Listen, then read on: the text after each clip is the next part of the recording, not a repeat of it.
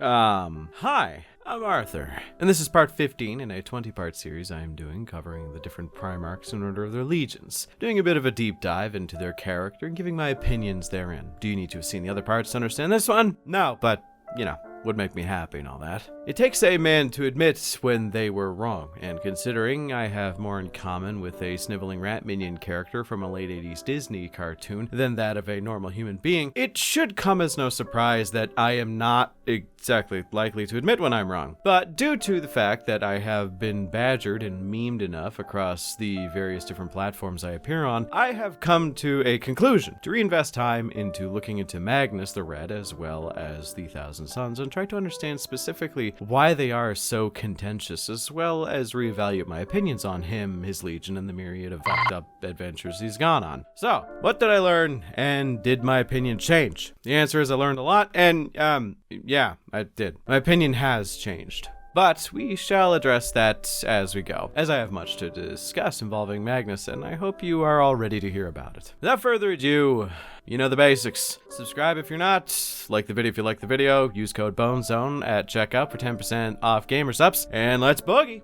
Much like every other brother he had, Magnus was sent off to some random nowhere planet by his mother during a moment of lacking mental clarity. Magnus was sent to the planet of Prospero, and it was such a beautiful place to be sent to, as well as kind of lucky for him, as it was a place where sorcery and magic was kind of openly accepted. And if you can't tell, when I say sorcery and magic, I mean psychics. And also, it was good for him because Magnus was the most psychically inclined of all the Primarchs. This is a very good spot for him to be, suffice to say. Aside from the weird psychic brain-eating mega-wasps called the Psychnuin, which feast upon the psychic energies of unprotected psychers. And on a planet of psychers, yeah, kind of take it back. Maybe it was kind of bad for Magnus to be sent here, but checks and balances, right? They were kind of a massive problem, I will say. Similar in scale to the great beasts of Caliban, but lacking the sort of taint of chaos, I think. But yeah, with the arrival of Magnus and his adoption by a sorcerer by the name of Amon, Magnus had to basically come into the best possible timeline for him to succeed. Like Gilliman landing on Macragge. Amon taught this red child the ways of the sorcerer, to which Magnus took to it well. See, Magnus, as you could probably tell, is incredibly psychically gifted, and because of that, he learned the ways of the sorcerer very easily, to the point where eventually he had surpassed his adoptive father and started to learn more than what Amon could teach him, which ended up with Amon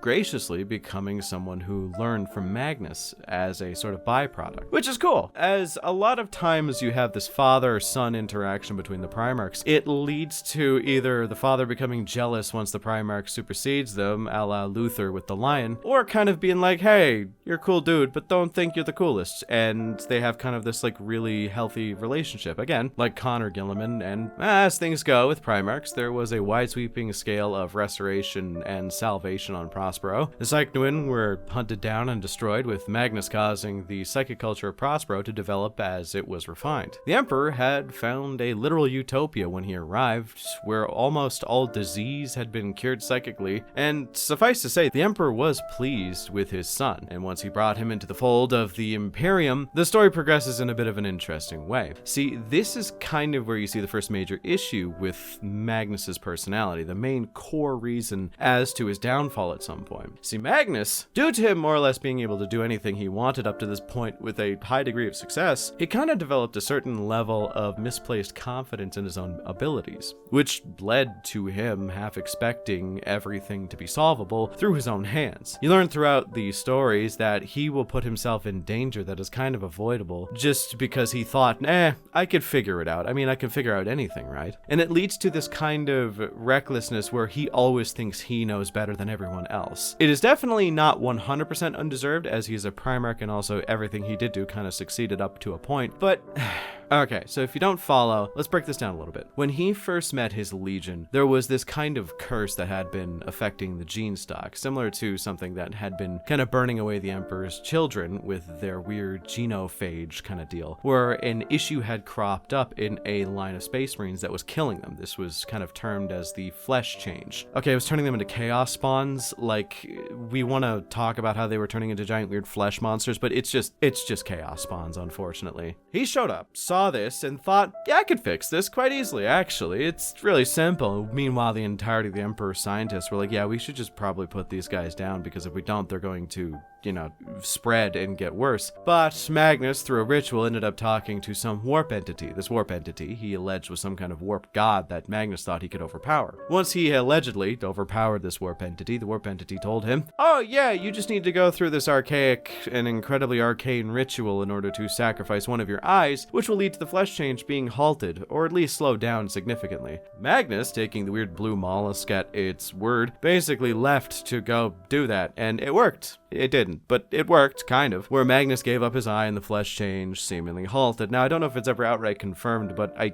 feel like Tzeentch, which, by the way, that was what the warp entity was, it was Tzeentch. Tzeentch basically just slowed it down manually instead of actually having the ritual do anything. So what he did was he just halted it so that the curse of the flesh change could spread throughout that cursed gene seed throughout the rest of his sons, so that it would kind of, build up till later, and basically made the entirety of the 1,000 Suns into a ticking time bomb, which would explode later. And yeah, it did. With an almost fully psychic army after that, Magnus brought many different planets into compliance through means that I think are, of all of them, definitely not the worst, but definitely in the top 5 most suspect of all the legions. He essentially used his psychic abilities to, if not mind control the world's leaders, he used them to influence the conversations he was having with leaders, similar in practice to that of the "these are not the androids you're looking for" type beat from Star Wars, which I think is kind of on par with Kurz' methods of fear tactics, as the second they realized that they had been tricked and there is no wizard to fully control them there still, it's probably just all downhill. But we don't have much evidence to the contrary, so what do I know? Along the way, there were a few plants put into the 1,000 Suns to kind of keep an eye on their progress psychically, as several Primarchs had kind of gotten a bit nervous as to the level of control and power that Magnus was kind of slinging around. They thought that he was tampering with forces that he did not fully understand, even though he claimed that he did.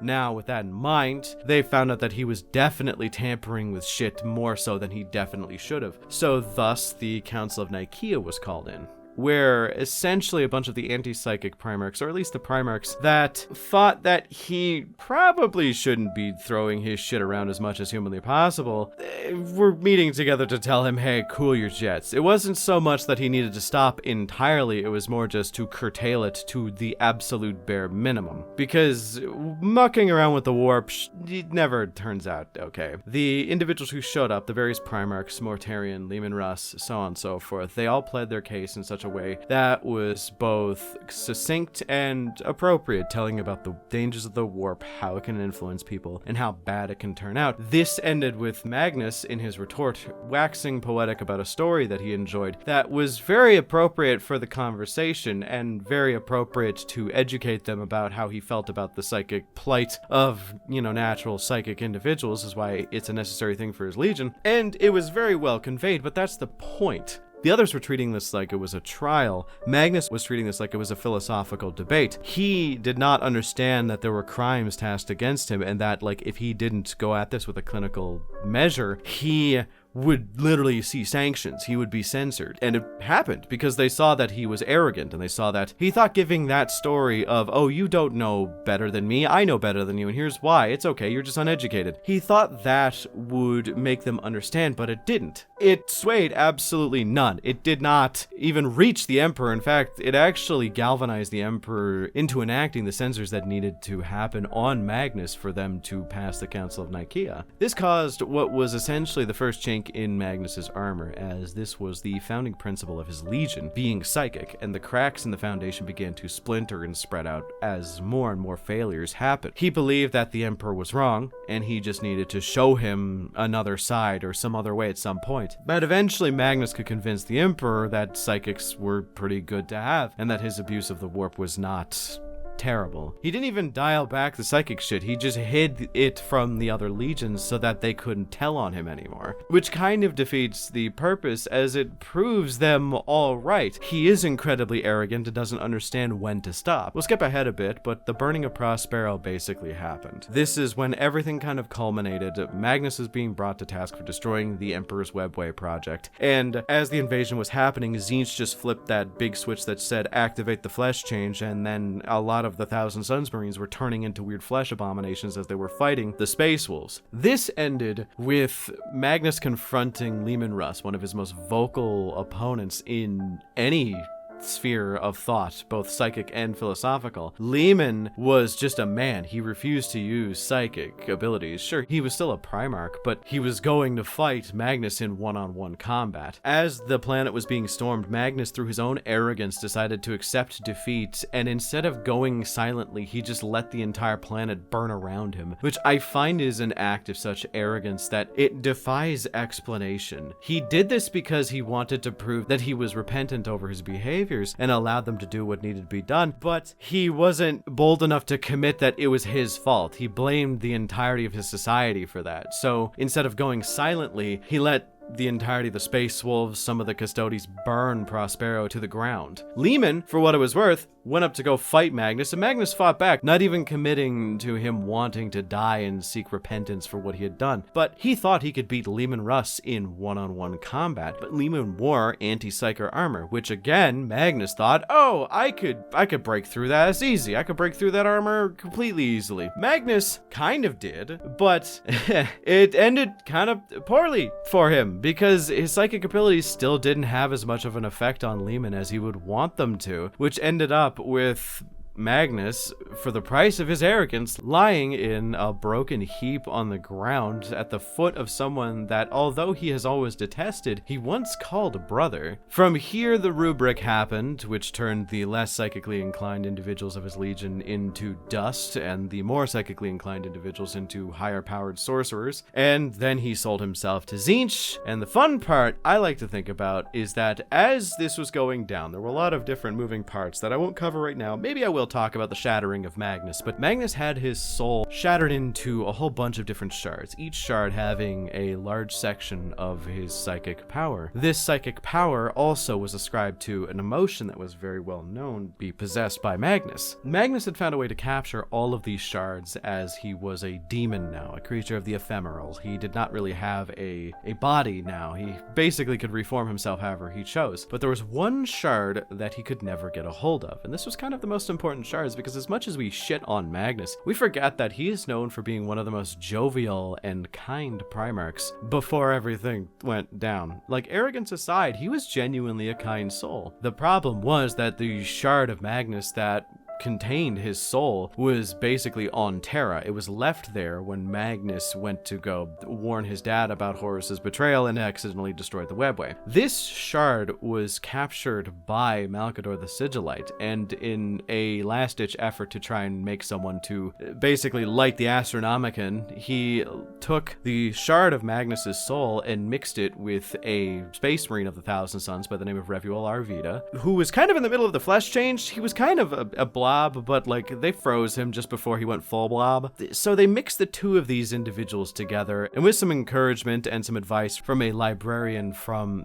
the White Scars, he was allowed to live, the new entity that is. This new entity that was a mixture of the two souls was allowed to set foot on the ground of Terra and allowed to make his own decisions. This individual decided to go by Janus. Janus was one of the most powerful psychers in existence, obviously, as it was the soul bond of a Thousand Sun member and one of the pieces of Magnus. Comically enough, Janus would eventually become the first master of the Grey Knights and be one of the people who established that entire order. But the fact that Magnus was never able to reclaim that portion of his soul is very interesting to me, because the portion of his soul that he never got was the part for humanity. The kindness in him, that jovialness that is known for him. The part that would use Sanguinius and the Khan as a drinking buddy while cheering and talking about how bullshit this Council of Nicaea shit was. I think that it's very important that we recognize those two things, and I think that it's very interesting. So, where does that leave us? Where does that leave me? Where does that leave my opinion after I've been reevaluating my position?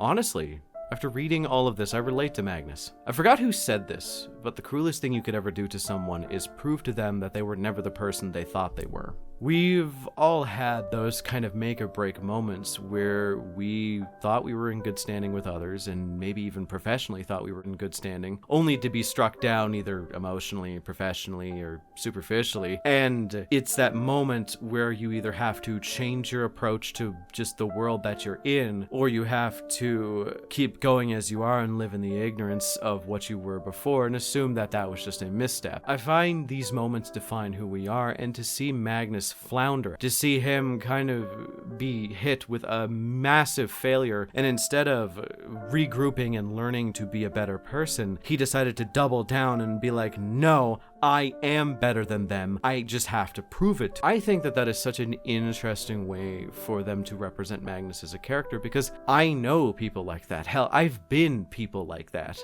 Spiteful and arrogant to the bitter end. Sometimes people refuse to let their ego slip away, and it can destroy what little bonds they have left. You know what they say about the road to hell? It's paved with good intentions, and that's what Magnus is. He couldn't get out of his own goddamn way, and because of that, it left him in this position where he no longer feels the one thing that was kind of indicative of his personality outside of arrogance, which is his kindness, his humanity. He's the most mutant of the Primarchs, but he is still one of the most kind. Up there with Sanguinius. But I think that a lot of us relate to that. I think that I kind of relate to him more. I don't think Magnus is a bad Primarch. I don't even dislike him anymore. To be honest, if I can go full mask off, I never really disliked him that much. I just played into the meme because I thought it was funny. But now that I've actually had to look into it, I think I found another Primarch that I genuinely enjoy the presence of and enjoy the idea of. I think Magnus is someone that we can all learn from, and I think that's a big lesson that we've all learned from a lot of Primarchs as we go through this series, that all of the Primarchs